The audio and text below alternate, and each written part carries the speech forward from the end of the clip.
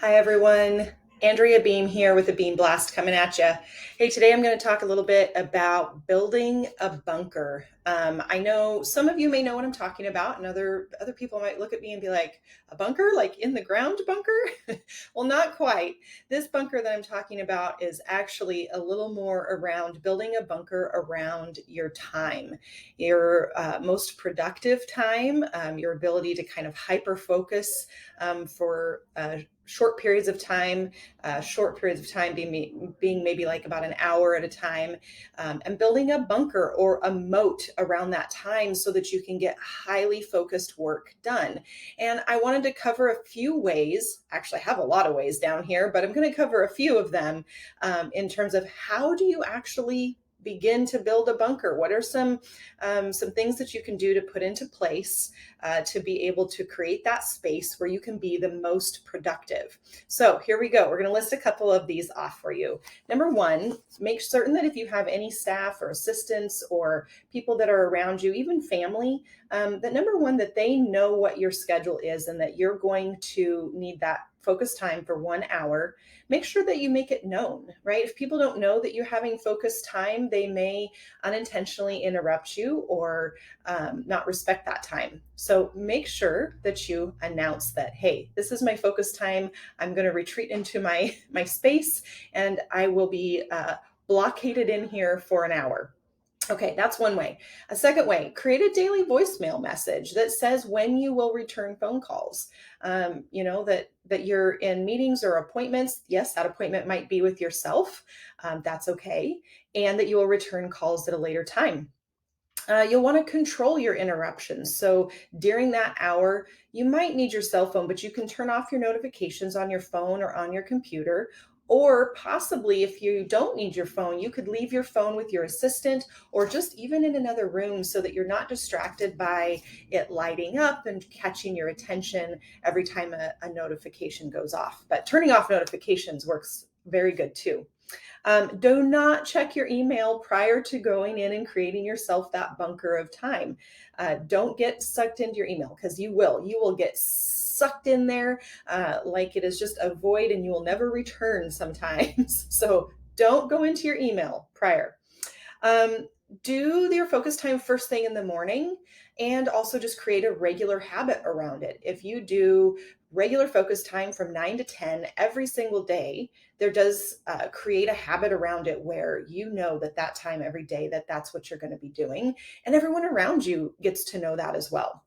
Another way, buy a chess clock and keep it sitting at your desk so that you can do those short bursts of focused time. Maybe you do it for 10 minutes at a time and then you stand up and stretch, and then 10 minutes at a time and you stand up and stretch. So using a chess clock is something that's very visually easy to watch or to see. And I don't know about you guys, but I'm a super visual person, so a chess clock can really be helpful. I know this goes probably without saying, but get up early and go to bed early. This saying, I have to read it. This is really the only reason why I'm reading this particular given is you can't hang out with the turkeys at night and fly with the eagles in the morning. I love that statement, and I just wanted to read it because it's one of my favorites. Let's see, we talked about doing it at the same time every day. Zig Ziglar has a comment where he says, it's easier to get focused when you have the habit of doing the same thing every day. So it's easier to have focus if you have that habit. Make sure it's realistic, right? Your schedule, if it's not realistic, you're not going to stick to it. And so that's why, maybe it's 10 minutes at a time, maybe it's an hour at a time, whatever that is that's realistic to you, that you have that super focused time. Just make sure that it's realistic. You probably can't do super focused time for 8 hours straight. Probably not super realistic. Okay, have a business plan that you look at often. And by often, I mean daily. So with us, we use a thing called the 411, and I'll actually do a separate video on the 411 because I think that it's something super beneficial and useful when you really get to understanding how to use it. So we'll do a whole nother video on the 411 for you guys to give you another tool. Have pictures all over the place that remind you of what your goals are and why you have that focus time in place and why it's important to you that you stick to it. Have an accountability partner, you guys. Pick somebody that will hold you accountable and vice versa. Hold them accountable. Don't be the accountability partner that forgets about it or doesn't hold your partner accountable. Be the one that really is going to be reliable and dependable. And having an accountability partner can really be a game changer. Okay, you guys, this is probably my most favorite one. And that is raise the stakes a little bit. Commit to paying your competitor or commit to having to cut a really large check if you don't stay focused on that time, right? If you don't stay focused for an hour, then maybe you owe somebody $500. Now, is $500 painful? If it is, then you've got the right number. If you're like, nah, not painful, then it's not high enough. So raise the stakes and truly hold yourself accountable, because if your goals are really as important as you say they are, then holding yourself accountable should not be a big deal.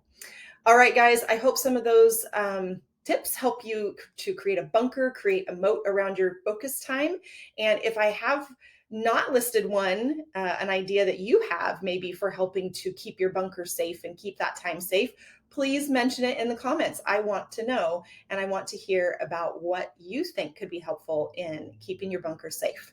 All right, until next time, bye guys.